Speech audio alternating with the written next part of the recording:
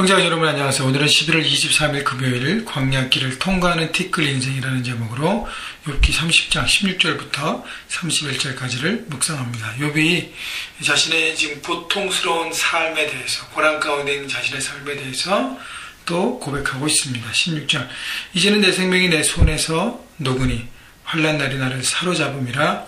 밤이 되면 내 뼈가 쑤시니 나의 아픔이 쉬지 아니하는구나. 욥이 내 생명이 내 속에서 녹는다는 것은 내가 점점 죽어가고 있음을 경험하고 있는 것이고요. 환난 날이 나를 사로잡았다는 것은 내가 어떤 것도 할 수 없이 고통과 애통 가운데, 아픔 가운데 눌려있다는 것을 얘기하고, 밤이 되면 내 뼈가 쑤시니 나의 아픔이 쉬지 않는구나. 이 모든 고통과 아픔들을 계속적으로 겪고 있다는 것이죠.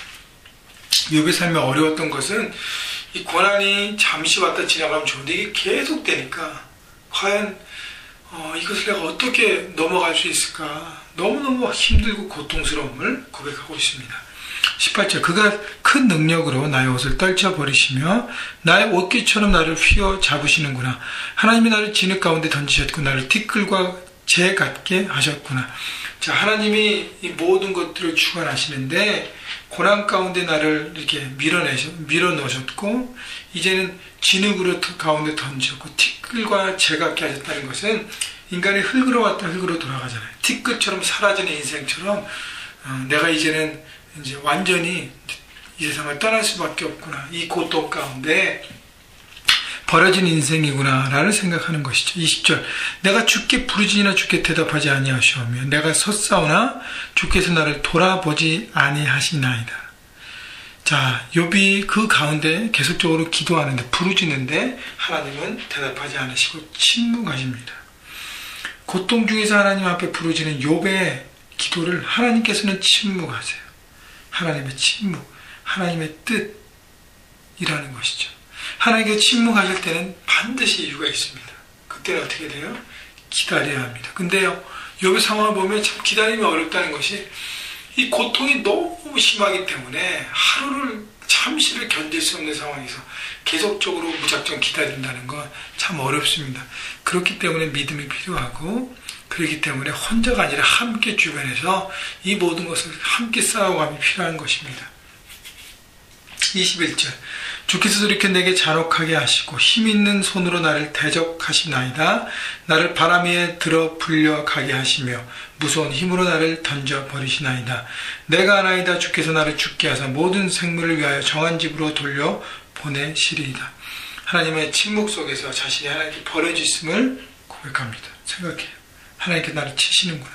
그 힘있는 손으로 나를 대적하시는구나.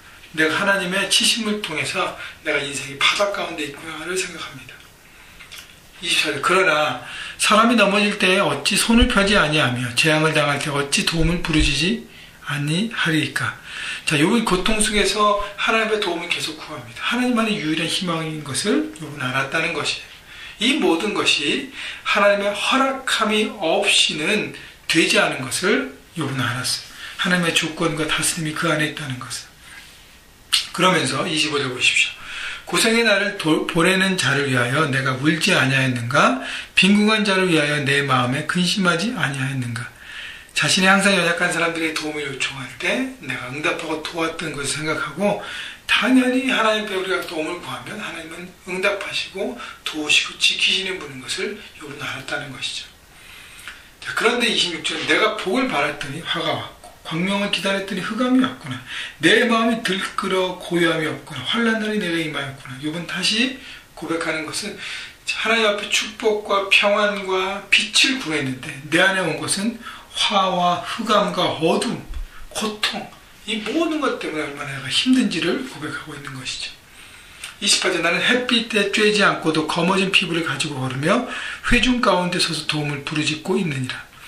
자, 이 고통 가운데 사람들에게 도움을 구하는 것이죠. 회중이라는 것은 하나님의 공동체, 그리스도의 몸에게 부탁한 것이라고 생각할 수 있습니다. 교회에게.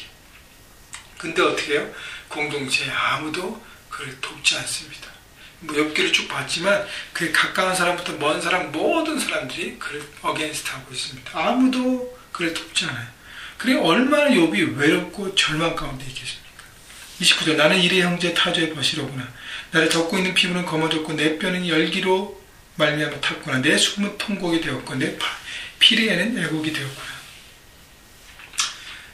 자, 수금과 피리는 기쁨과 즐거움을 노래해야 될 악기들인데 결국 내 통곡과 애곡으로 변하는, 내 삶의 모든 것이 고통과 아픔으로 변했다는 것입니다. 여러분, 욥이 하나님 앞에 손을 내밀고 부르셨을 때 하나님이 침묵하셨습니다. 하나님이 침묵하실 때가 있습니다. 그때 어떻게 될까요? 그때는 정말 기다릴 수밖에 없어요. 하나님의 뜻을 붙들 수밖에 없습니다. 그런 가운데 욥이 더 어려웠던 것은 옆에 아무도 없었다는 것이죠. 그러나 우리가 해야 될, 실천할 수 있는 것은 우리 주변에 힘들고 어려운 상황 가운데 있는 사람들에게 우리가 함께 해야 한다는 것입니다. 그 얘기를 들어주고 생각해주고 그 입장을 생각해주고 중보해주고 함께 고통 속에 있는 사람과 힘을 합쳐서 그를 서포트해주고 함께 할 때, 그때 그 침묵하시는 하나님의 때를 그 사람은 넘어갈 수 있는 것입니다. 기다릴 수 있는 것입니다. 여러분, 오늘 말씀 묵상하면서 우리 남상혁 집사님, 남수님 집사님 가정에 대해서 계속 생각했습니다. 그 가정에 지금 동생의 어떤 그 변으로 인해서, 사고로 인해서 많은 어려움들이 있습니다. 여러분 함께 중보했으면 좋겠어요. 또 동생으로부터는 어둠의 영들이 있습니다. 여러분 그걸 끊어내야 합니다. 그래서 가족과 또 자녀들과 부모님이 그 어둠의 영 가운데 뚫리지 않을 수 있도록 우리가 영적 전쟁에서 끊어내야 하는 것입니다. 여러분 그 가정이 빛 가운데 계속적으로 서서 이 모든 어려운 위기들을 잘 통과하고 견고한 하나님의 사람들로 설 수 있도록 우리 형제가 함께 계속적으로 중보해주고 계속적으로 싸워주시기를 부탁합니다. 여러분 우리 모두 하나님의 가족이고 함께 광야길을 통과하는 동지인 것입니다. 여러분이 있어서 감사하고요. 여러분이 있어서 우리의 모든 삶이 축복입니다. 주님의 이름으로 여러분 모두를 축복합니다.